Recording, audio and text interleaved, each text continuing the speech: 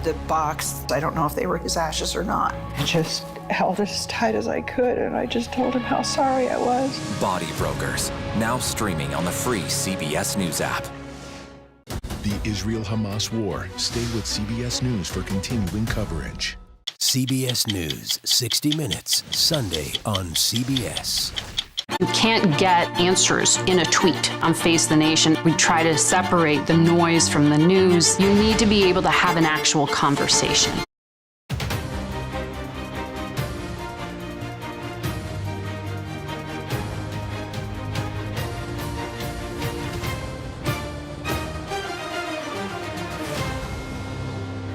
You got Trump and Biden. They've gone and spent all of our money. And they want you to think that their life is better under both of them. The situation here and across the country is truly unconscionable. We would describe it as both heartbreaking and infuriating. Our communities are overrun. He just looks weak, and I'm not talking about physically. People want to see that president going to the mat to get what he wants. Hello, everyone. I'm Major Garrett in Washington. Welcome to America Decides. We are less than 2 weeks away from the Iowa caucuses. On January 15th, the first voters in the country will get their say in who will represent the Republican Party in the 2024 presidential election. As of today, former President Trump is expected to win that contest. South Dakota Republican Governor Kristi Noem joins us now from Sioux City, Iowa. Governor, good to see you. Let me ask you this. Is there any scenario that you see where former President Trump is not the Republican nominee in 2024? I don't. We desperately need Donald Trump back in the White House, and Iowa is overwhelmingly in favor of sending him there. It's going to be exciting to see what happens here in just a little over 10 days, how people start to send a message to the rest of the world that we are going to start fixing what's broken in America and make sure that we're putting America first again. Not numerically, but practically, do you imagine this fight for the Republican nomination will be over after the South Carolina primary? I do. I think that a lot of this is a refining process that is already moving along faster than it did the last presidential cycle. So, this is what we do. This is how politics and government works in America. But definitely, I think we're just a few short weeks away from having our Republican nominee. It will be Donald J. Trump, and he will be the next president of the United States. I'm excited about that, Major, because every single day as governor, when Donald J. Trump was in the White House and he was president of the United States, I got to be on offense. I got to fight for my people, bring forward solutions to the problems that they are facing. Since Joe Biden's been in the White House, all I do is try to defend my people, protect their freedoms, try to keep the federal government out of their pockets and off their backs. So we need a change. And boy, these people in Iowa, they are feeling the pain of Joe Biden and his policies. How would you assess Ron DeSantis and Nikki Haley's campaigns thus far, Governor? I think they're fine. I served in Congress with Ron DeSantis. I know him. He got elected governor when I got elected governor. So, he's certainly been a colleague. We made very different decisions, though. When times got tough and our constitutional rights and freedoms got challenged, he closed his businesses. He closed his beaches. He just made very different decisions than I did and took away people's freedoms. So, I haven't supported him. I haven't supported Nikki Haley. I just think I don't really know who the real Nikki Haley is. She's whoever she needs to be for whatever ways the political winds blow that day. So we need a president that is strong, that is willing to take on challenges and has proven themselves to us. And the only person that has done that is President Trump. Did the governor of Iowa, Kim Reynolds, miscalculate endorsing Ron DeSantis, Governor Noem? Oh, we all love Kim Reynolds. She makes different decisions than I do, too. So I don't know how that is going. Her people still love her. I've been here, talking to them all day in grocery stores, coffee shops. I got to go to a candy store. I get to go drive tractors in a little bit. I get to do a lot of that stuff quite often. They're very fond of Kim Reynolds, although Ron DeSantis is overwhelmingly not their choice here in Iowa. Are you in Sioux City and doing other things for the Trump campaign to audition for the vice presidential nomination? No, I'm here to help the president win. Leadership has consequences. If we ever saw the impact of who was in charge, It was over the last several years and how it affected the people that were living in our communities and in our states. So for me, I just want to go to sleep at night knowing I did all I could do to make sure that we had the right leadership overseeing the United States of America. So, I always show up. The people in this country that get work done and really make change are people that show up. And so I'm here to talk to my neighbors. They all know me very, very well. We're just going to have a family conversation tonight about how important this caucus is and how important it is that they send President Trump back to the White House and send a message to the world. But Governor Noem, if offered, you would take the slot, would you not? Oh, I think anybody in this country, if they were offered it, needs to consider it. Everybody has to think about it. Everybody has to do all they can. I'm a grandma now. I've got 2 grandkids, 1 more on the way. What kind of a country are they going to get to grow up in? That's really what every American needs to be asking themselves right now. What do they want America to look like in 20 years? That's why this election matters. You've said recently that Nikki Haley would be a bad choice for former President Trump if he were to become the Republican nominee as vice president. Why is that? Why would that be a bad choice? Well, because, Nikki Haley would be a bad choice because I don't know what she will say or do next. She was opposed to raising gas taxes when she was governor and then facilitated a huge tax increase on gas taxes. She said that she would never run for president against Donald J. Trump, and then she ran against him as president. She, said that China was our friend and we should be doing business with them and inviting more of them to the United States. And then now she says they're her enemy. So I just don't necessarily know what she truly believes and who she really is. And if ever there was a time to be confident in who our leader was, that they're a genuine person, that they're showing you exactly who they are, there was no one that I know of that is more honest about who he is and what kind of an individual he is than President Trump. That's what people love about him, is he doesn't think he's better than anybody else. He's one of them. He's fighting for them. He embraces who he is, and he just gets up every day and does this work to protect our country. And yet in this primary nominating contest, both Nikki Haley and Ron DeSantis have criticized former President Trump for increasing the nation's national debt, for failing to build the wall, and in DeSantis' case, criticizing the president for keeping Dr. Fauci and many COVID restrictions in place while he was president. Your response? I think presidential campaigns are always filled with criticisms, and we've got a laundry list of criticisms for them in their leadership positions as well. There's more work to do. And there is a need for someone who brings forward solutions and takes bold action. I'm thankful for President Trump that when I was in Congress, I got to work with him on tax reform. He let people keep more money in their pockets. He was strong on foreign policy. Gosh, he killed terrorists and he defended our country and stood beside our allies and protected them. We didn't have situations like we have with Russia, Ukraine, and the Middle East, with Israel, with North Korea when President Trump was in the White House, because he was strong and he clearly let them know where America was. We didn't have this border situation like it is today, unprecedented, dangerous individuals being let into our country and no enforcement of law and order. So, there is a laundry list of successes that President Trump brought to our country, and I'd go back to those days and put him back in the White House in a heartbeat compared to what we've got today under Joe Biden.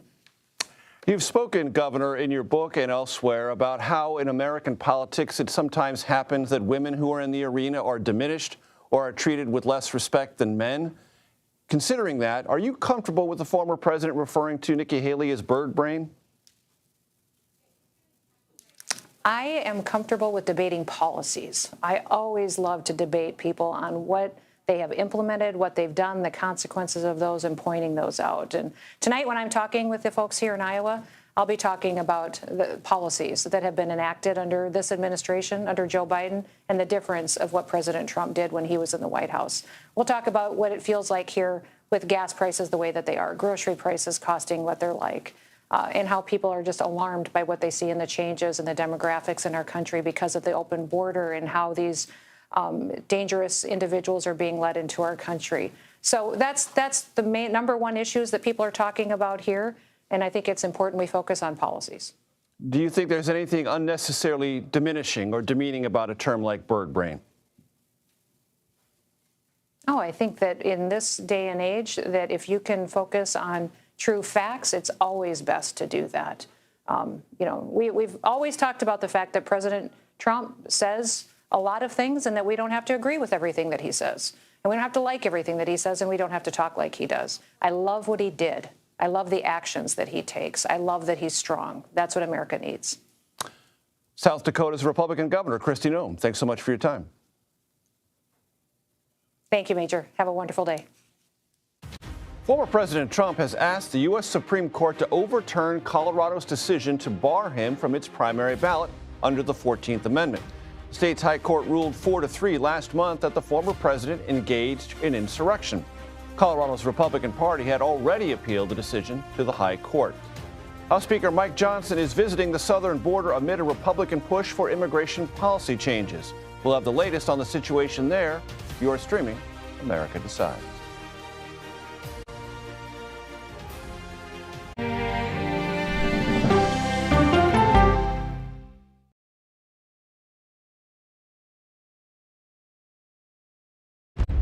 It's like a screenplay, something straight out of Hollywood. Human remains found this week. The mystery would haunt investigators for years. A gripping true crime original, 48 Hours, now streaming on the free CBS News app. An original documentary from CBS reports. AI is among the most world-changing technologies ever. Curing diseases, scientific breakthroughs, making lives better. They can help us with medical discoveries, scientific discoveries, doing better agriculture, having cures for things like Alzheimer's. It's also going to really transform the way we work. The uplifting potential of artificial intelligence is limitless. It gives you a friend, somebody to chat with 24/7 that is non-judgmental. He makes me feel loved and desired. And so are its downfalls. The problem with all this AI is that it's unpredictable and uncontrollable. The choices we make now will have lasting effects for decades, maybe even centuries. The ChatGPT revolution, now streaming on the free CBS News app. Well, let me start with this. This really Have you told the government? Did any of that make sense? What's your response? You want me to just What's keep wrong going? with that argument? What have you learned? Do you know why? Why? Why?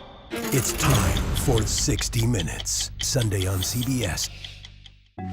He was there when the war in Ukraine started. Extreme history. It's a big moment. The extraordinary story behind Sean Penn's new Paramount Plus documentary, Superpower, when we go person to person.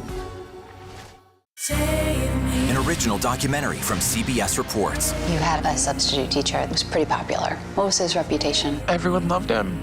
You had to miss a test. What did he offer to have you make up the test? He said that I can come by after school was all over and just take the exam. The blinds were down. He closed the door. The next thing I knew, he was right next to me. That's when I realized what was going to happen. Even if I wanted to scream at the top of my lungs, no one would hear me because no one was there. He told me that if I ever said anything to anyone, he would kill me and he would kill my family. So I did it. Pledge of Silence, now streaming on the free CBS News app. An original documentary from CBS reports. Since you started La Soup in 2014, do you have any sense as to how much food you've rescued from the landfill?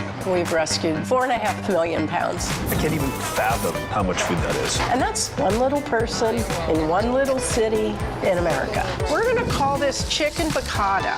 We did 450 of these meals today. This is the exact dish that you and I are going to have. Yep.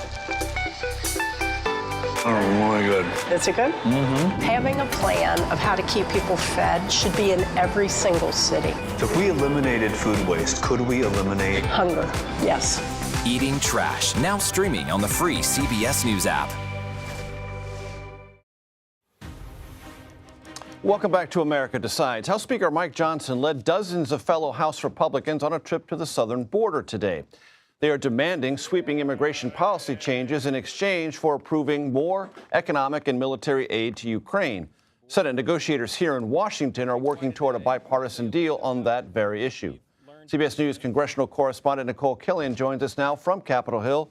Nicole, as best as you can, catch us up on where those Senate negotiations currently reside. Well, you know, they are still meeting and talking. Actually, some of the Senate negotiators have been coming here to Capitol Hill after meeting virtually over the holiday recess. Of course, the Senate not officially back in session until next week, but Leader Chuck Schumer said today that they are making progress, but that this is hard. This is hard work. That is also something that we heard from one of the Democratic negotiators, Chris Murphy, earlier this week. But the leader did express optimism that they could try to find some type type of bipartisan solution, although he did take aim at the Speaker, who took a trip to the border earlier today. Take a listen. It's very nice that they have a trip to the border, but the only way to solve this is here, working in a bipartisan way with Senate Republicans, Senate Democrats, and House Democrats to get it done, period. And I hope the Speaker will realize that if he wants to solve the problem on the border. So the leader appearing to take a bit of a dig there at Speaker Mike Johnson, who led that contingent of House Republicans down to Eagle Pass, Texas today, saying, look, the work needs to be done here. It's nice that you can take a trip, but ultimately the solution has to come from both chambers of Congress. And, you know, he did make clear that particularly around this issue of H.R. 2, which Speaker Johnson emphasized during his trip today, that is a hardline immigration package that passed the House earlier last year, that Speaker Johnson and many House Republicans have been advocating for. Leader Schumer says, you know, if Republicans continue to cling to that, then it's going to be very hard to strike a compromise. Nicole, it could be said that it was a photo op down at Eagle Pass, but also that set of pictures is part of a broader Republican effort on the House side, at least, to intensify the political pressure on the Biden administration to make some policy concessions. In that spirit, let's listen to the Speaker at his trip to Eagle Pass, Texas today. It is an unmitigated disaster, a catastrophe. And what's more tragic is that it's a disaster of the president's own design. And Nicole, that speaks to something else that's percolating on Capitol Hill. The House wants to begin impeachment proceedings against the DHS Secretary Alejandro Mayorkas. True?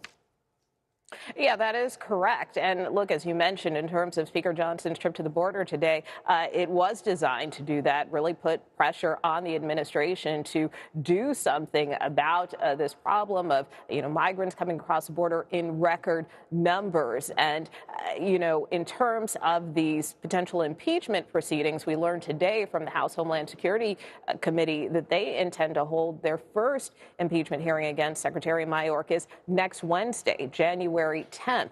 And this comes after the committee has done a year-long investigation. In fact, Homeland Security Chairman Mark Green was also there in Eagle Pass and talked about how he believes Secretary Mayorkas has failed. And so this is about taking action to hold him accountable. But one must ask, because Secretary Mayorkas is also involved in some of these border negotiations, you know, how is that going to work, particularly if these impeachment proceedings proceed? Can they really work out an agreement in good faith? And granted, those border talks are mostly happening on the Senate side, but it will need that buy-in from the House. So this is going to be a very tricky and interesting period going forward, both in the House and Senate. Tricky and interesting indeed, Nicole. And is it your sense, as you talk to the Senate negotiators, that when they look at the possible contours of a deal, their assumption is if they reach a deal that gets a significant majority in the Senate, then when it gets to the House, even if House Republican hardliners vote against it, they can rely on enough House Democratic votes to get it across the finish line? Is that their working assumption? Well, that is certainly one assumption that's out there. But keep in mind, you know, we have heard during some of these negotiations some concerns from progressives, particularly with respect to the White House's initial offer a couple of weeks back, where they were willing to do more in terms of issues of deportation and detention. With respect to asylum seekers, and that was something that was concerning to progressives who felt like the White House might be giving away too much here. So it still will be kind of some delicate negotiations to make sure that they can keep Democrats on board, not only in the Senate, but certainly in the House if they need that buy-in as well. So that is why we heard Leader Schumer earlier today say, you know, this is very hard. This is very difficult work. And he also didn't rule out potentially coupling this national security supplemental together with a government funding package, because we know that's the other big issue that both the House and Senate have to resolve within the next 2 weeks. And just to help us on that, Nicole, very quickly remind our audience of the two deadlines on government funding in January and February. So you'll recall that the House passed and the Senate, you know, passed this laddered CR or continuing resolution where one tranche of government funding is going to run out January 19th without congressional action. A second batch will run out February 2nd. The hope in doing that was that they could get all 12 of their appropriations bills passed by those two deadlines. But that has been elusive as far as a deal, although Speaker Johnson did talk about that at the border today, saying that he has been working in good faith with both the White House and the Senate and is hopeful that they can reach some type of agreement. So that remains to be seen, although we also heard from some Republicans today who suggested that they're okay with the government potentially shutting down. For us tonight on Capitol Hill, Nicole Killian, thanks so very much. Next, how an influential radio host has gone from Biden backer to Biden critic and what it could mean for the president's re-election efforts. You are streaming America Decides.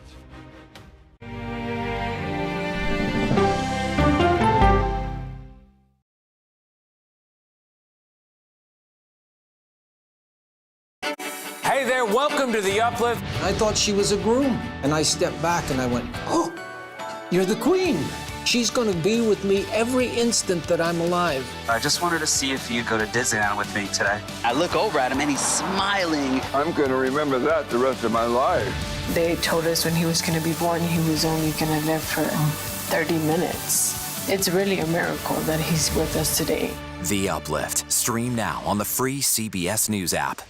There is no more room in our city. New York City is receiving record numbers of migrants. Today, we're going to have more than 500 adults and children come through that door. Tensions rise as shelters reach max capacity. We don't have to take care of them. CBS Reports goes inside a crisis cities and families are facing as they fight to survive. The United States still has that glimmer of hope for people to come here. Fighting for a future. Now streaming on the free CBS News app.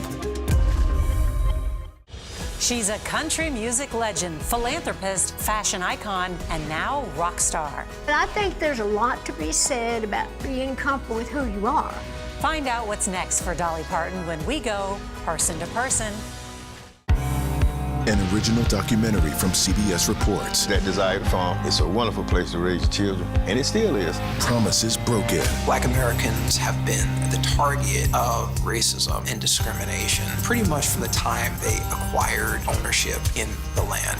Costing black farmers hundreds of billions in generational wealth. They did everything to make sure we were run off that land. But communities are uniting to continue the fight. Collective ownership is powerful. To keep their land and their dreams alive. To watch my children play on land that we own means everything. So land is power. Most definitely. 40 Acres and a Mule, now streaming on the free CBS News app.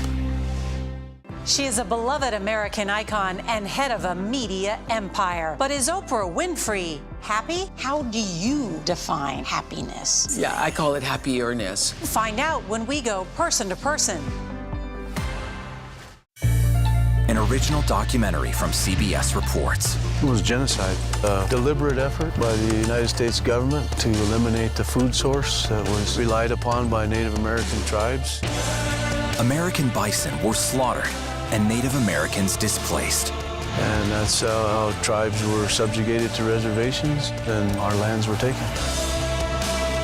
But now, through conservation efforts at Yellowstone, Buffalo provided everything that we needed. Now they need help. a herd grows. We need to step up and help them. And a culture is reborn. When the buffalo return and come back, that's when our tribe will begin to heal. Yellowstone Bison Revival, now streaming on the free CBS News app.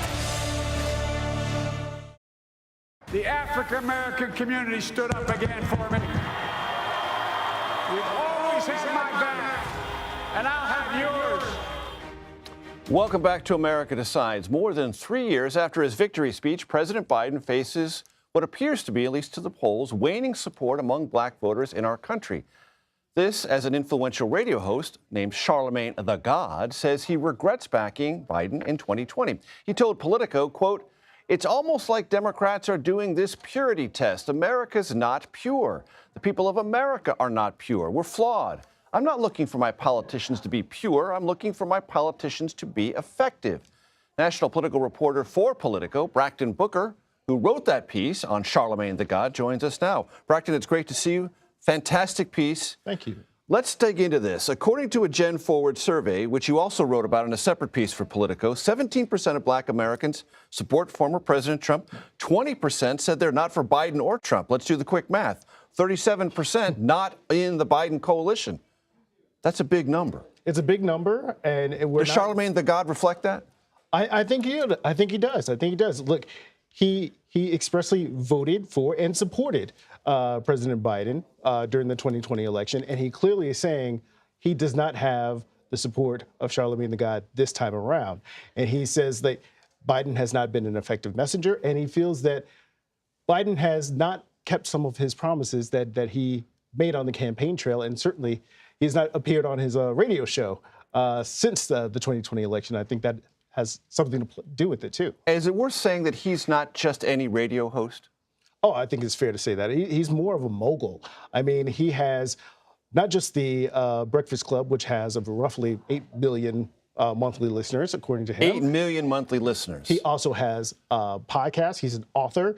He has several businesses. He has another podcast that's been going on for about 10 years called Brilliant Idiots that does other things that are in the pop culture realm. So he touches a lot of different industries, including obviously the music industry. So he has a lot of influence across multiple. He's a mega influencer. Absolutely. And in the political sphere, a not insignificant one that any White House, but particularly this one, has to pay attention to. Well, look, I think for a White House that is, as we had discussed, it seems to be waning support among Black voters. It would seem that you would go to this platform to have a conversation with these voters that seem to be peeling off, or at least don't seem interested in what Biden is selling, to go sell your message, right? But the administration, when you're talking to folks who are on the campaign, they say they do not need Charlamagne. They have enough in the repertoire. They're going to South Carolina next week to Mother Emanuel Church, a historical Black church down there. They say they can engage voters on their own, and they don't need Charlamagne's platform in order to engage voters. And we'll see which method plays out here. It's not an indictment, but it's a political criticism that Charlamagne the God expresses. Let's take a quick listen.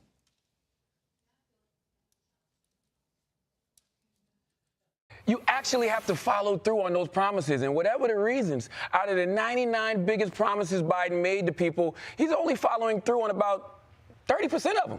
One thing America doesn't forgive is weakness. They want to see you fighting for your goals. And on some key issues, Biden seems to be waving the white flag. He just looks weak, and I'm not talking about physically. People want to see their president going to the mat to get what he wants. And it doesn't help that anytime Biden does take a strong stand on something, his staff comes out to say he didn't mean it. Let's take a look at two of those things. Weakness and walk back. That's what he's talking about when the staff says, no, not that. Weakness and walk back. Is that the essence of his criticism? Well, it's not only that. It's also that he fails to play up his own message, his own victories, his own policy achievements, right? When you look at former President Trump, who took outsized credit for a lot of policies that maybe he shouldn't have, at least he was selling his message to his voters, to the American people, saying, look, this is what I did for you. Like the one example is the stimulus checks. Yes. What's the name? Folks call them stimmies. Like, if you got those stimulus checks, you're like, yo, I got my stimmies. I'm going to go put that in the bank. Who signed that check? Donald Trump had his big signature on there. And a lot of people. And Charlamagne looks at that and says, that's not crass, that's smart. It's smart politics. It's smart politics from Charlamagne's perspective, because even if you don't like Trump, even if you were turned off by some of his rhetoric, you got those checks, you saw Donald Trump's name on, and you're like, well, my government is actually working for me in this instance. Now, look, Biden passed policies, especially in his first year in office, that also could be seen as stimmies, but the Biden administration is not playing those up as saying, hey, we put money in your accounts, making sure that you stayed afloat when businesses were closed in 2021 when we first took office, and things were not quite open during the height of the pandemic. But the Biden administration does not want to take those kind of cues from Trump, because they're too busy kind of drawing the contrast of all his legal woes at this point. For Charlamagne the God, it started with Kamala Harris. Yes. The entree to this world in the Biden White House, but that is cooled, if I read your story correctly. Yeah, it appears that seems to me so. as much a big dynamic of this as anything else. Well, look, behind the scenes, we know that there are some back channeling that goes on between the White House and Charlamagne. They like to talk to him about, hey, I think you've kind of characterized this issue in an inaccurate way, but they don't tell him turn down the rhetoric. Charlamagne eventually endorsed Biden because of his relationship with Kamala Harris. And that has seemed to cool just because he feels like once she got into office, she really kind of took a step back and did not engage as much with him. Now, the last time they talked publicly was on his Comedy Central show. Where that got a little frosty. It got a little frosty. But look, it got frosty, but in that same moment when Charlamagne asked Vice President Kamala Harris, who's the real president? Is it Joe Manchin or is it Joe Biden? A lot of people point to that moment as like, that is the real Kamala. Where has that Kamala been? Because she dropped the air of being a vice president and talked directly to him, said, look, you know the answer to that. It's Joe Biden. And how could you use these Republican talking points when you're talking to me, the vice president, Kamala Harris? And people saw that moment like, where has that person been? But publicly, they have not had another public interview like that. And so people are kind of reading between the lines as like, maybe this relationship is not what it once was. Because, I mean, he campaigned with her in South Carolina in 2019. As we like to say, watch this space. Bracken Booker, thanks so much for your time. Well, that does it for today. Here's something you already know, but I want to remind you, you're streaming CBS News.